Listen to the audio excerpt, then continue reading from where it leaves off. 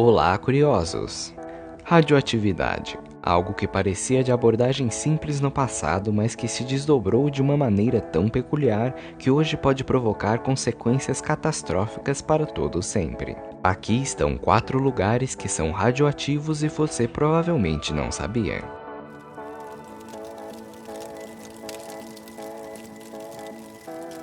Quem visita Portugal pode pensar que esse é apenas mais um dos lindos lugares que o país guarda.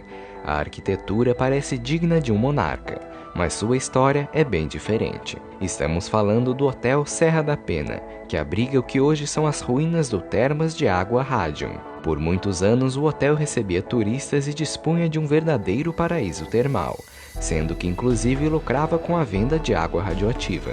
No início dos anos 20, minas de urânio eram exploradas e acreditava-se que a radioatividade podia curar doenças mentais e até impotência sexual. Por isso era comum a venda de cosméticos, remédios, tônicos, sais e até mesmo chocolates contaminados em toda a Europa e Estados Unidos. Por muito tempo, o hotel de luxo com cerca de 90 quartos ofereceu muitos serviços terapêuticos e de estética, a partir da água e lama radioativa que ali eram produzidos. Mas os anos se passaram e estudos sobre os poderes malignos da radiação vieram à tona. O resultado? Cada vez menos pessoas queriam saber de se hospedar no hotel, que declarou falência em 1945 e está abandonado desde então.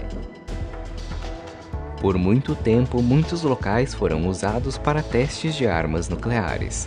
Depois da Guerra Fria, muitos desses sítios de produção e testes foram fechados e esquecidos pelas autoridades. Mas tanto os funcionários como as comunidades locais tiveram que lidar com o legado tóxico deixado em Hanford, Washington. Esse local era de importância crucial durante o Projeto Manhattan, e foi ali que foi desenvolvido o plutônio para o teste da bomba que seria lançada sobre Nagasaki, no Japão, além de outras armas mortais. Nos anos 60, o lugar contava com 9 reatores, 5 usinas de plutônio, vários edifícios de apoio e pesquisa, além de 177 tanques com resíduos subterrâneos. Hanford produziu mais ou menos 74 toneladas de plutônio, o que equivale a 2/3 do estoque do país. Após o fim da Guerra Fria, as instalações foram desativadas e o Departamento de Energia delegou a limpeza do local a várias empresas privadas. Mas o ensinamento que Hanford deixou para o mundo não tem preço.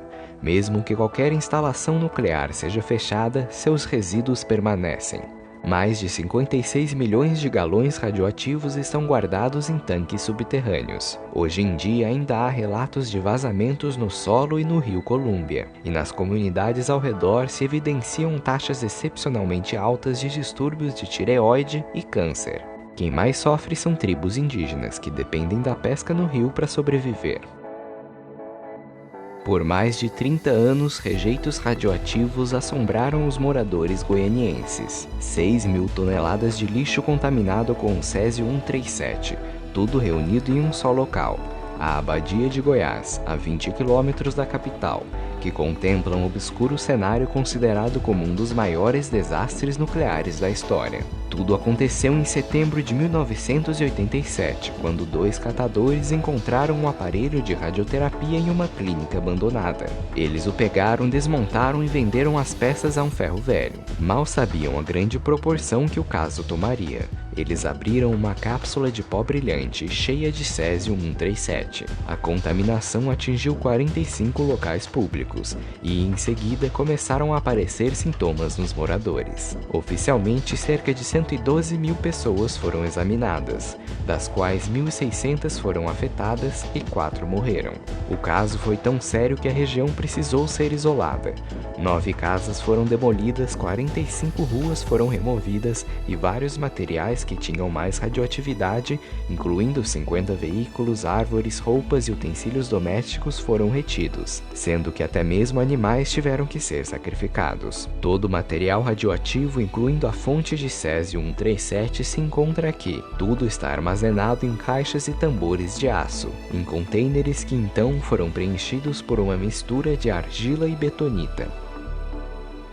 Um achado paradisíaco que fica em terras brasileiras é Guarapari, uma cidade com 120.000 habitantes a 1 hora de Vitória, no Espírito Santo.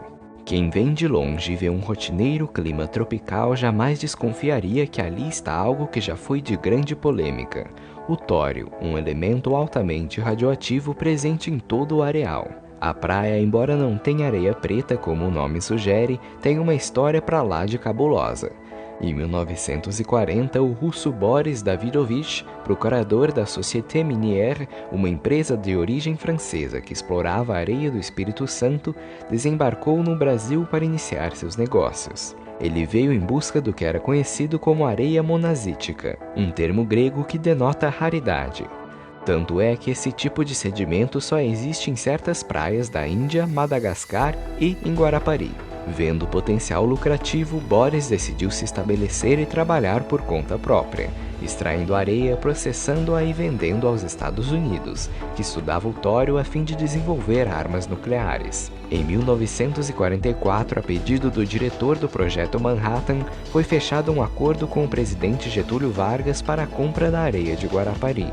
Nos acordos de venda, os Estados Unidos nunca concordaram em compartilhar tecnologia e conhecimento atômico com o Brasil, o que acabou gerando um mal-estar político entre os países. Os Estados Unidos conseguiram desenvolver a bomba de urânio 233 a partir do tório de Guarapari, mas com o desenvolvimento de outras mais potentes, o material se desvalorizou de tal modo que foi utilizado para a construção civil em Chicago, o que causou um grande problema ambiental por lá.